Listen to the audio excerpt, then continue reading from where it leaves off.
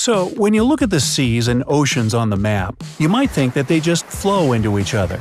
It seems like there's only one big ocean, and people just gave different names to its parts.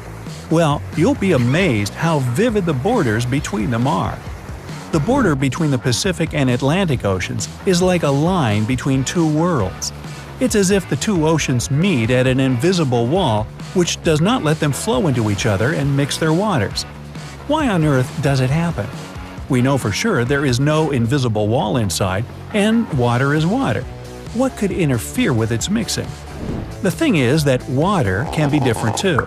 The Atlantic and Pacific Oceans have different density and chemical makeup, the level of salinity and other qualities. One can see by their color that they are far from being the same. The borders between the two bodies of water with different physical and biological characteristics are known as ocean clines. Haloclines, borders between waters with different salinity, are the most spectacular, and this is what we see when the Atlantic and Pacific Oceans meet. The famous explorer Jacques Cousteau found this when he was deep diving in the Straits of Gibraltar. The layers of water with different salinity looked like they were divided with a transparent film, and each layer had its own flora and fauna. Haloclines appear when the water in one ocean or sea is at least 5 times saltier than in the other. You can create a halocline at home if you pour some seawater or colored salty water in a glass and then add some fresh water on top of it. The only difference is that your halocline will be horizontal, and ocean haloclines are vertical. If you remember a couple of basic things from physics, you might argue that a denser liquid should finally end up lower and less dense higher. If that were true, the border between the two oceans would look not like a vertical line but as a horizontal one, and the difference between their salinity would become less obvious the closer they got to each other. So why doesn't it happen here? Well, first, the difference in density of water of the two oceans is not that great for one of them to get down and the other to rise up. And yet it's enough to not let them mix. Still, another reason is inertia. One of the inertial forces known as the Coriolis force influences objects when they are moving in the system of axes, which, in its turn, is moving too. In simpler words, the Earth is moving, and all the moving objects on it will be acted upon by Coriolis force, deviating from their course. As a result, the objects on the Earth's surface don't move straight on, but deviate in clockwise order in the northern hemisphere and counterclockwise in the southern. But the Earth is moving slowly. It takes a planet a whole day to make a full circle around its axis.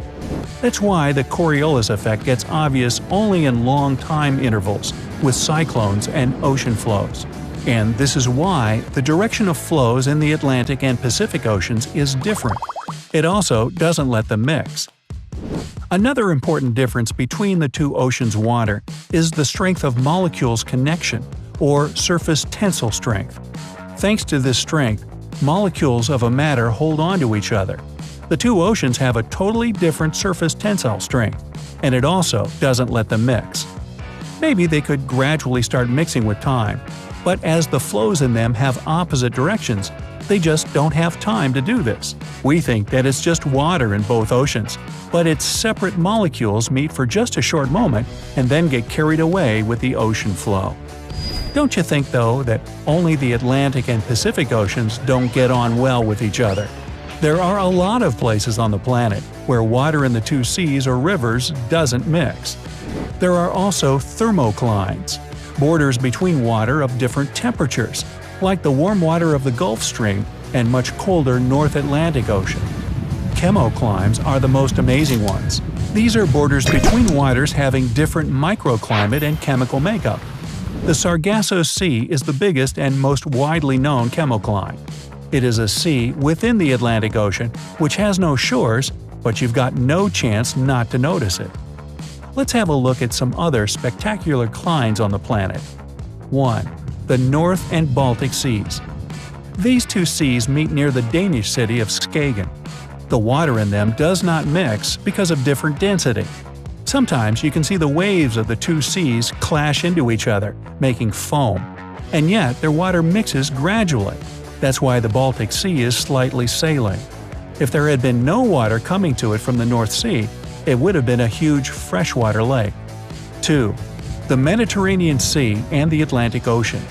They meet at the Strait of Gibraltar and have a different density and salinity, so their water does not mix too. 3. The Caribbean Sea and the Atlantic Ocean.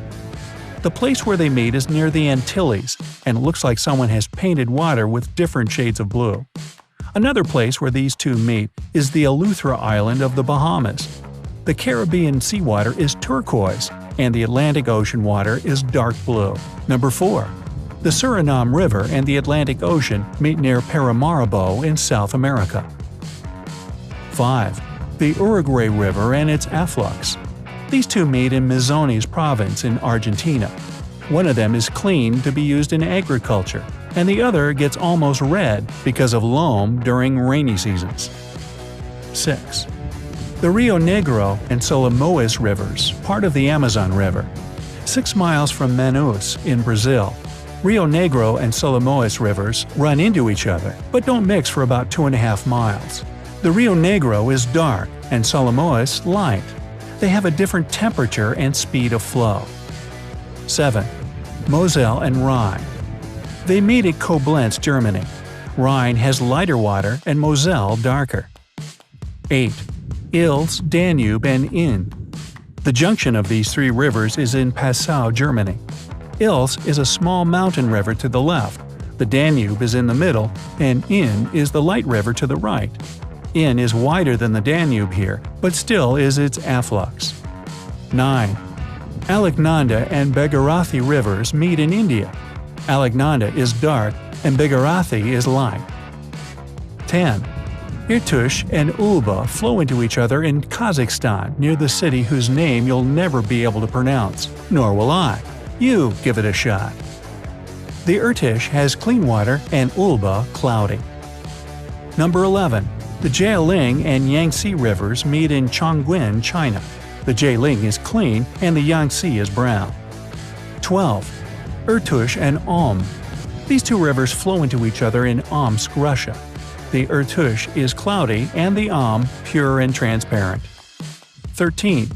Chuya and Katun rivers meet in the Altai Republic, Russia. The water of the Chuya has an unusual cloudy white color here and looks dense and thick. Katun is clean and turquoise. Flowing into each other, they form a single 2-colored flow that does not mix for some time. 14. The Green and Colorado rivers.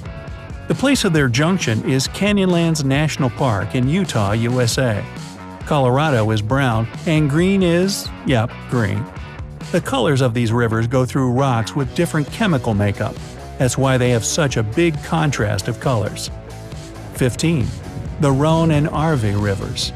They flow into each other in Geneva, Switzerland. The Rhone is a pure river that flows out of the Lake of Geneva.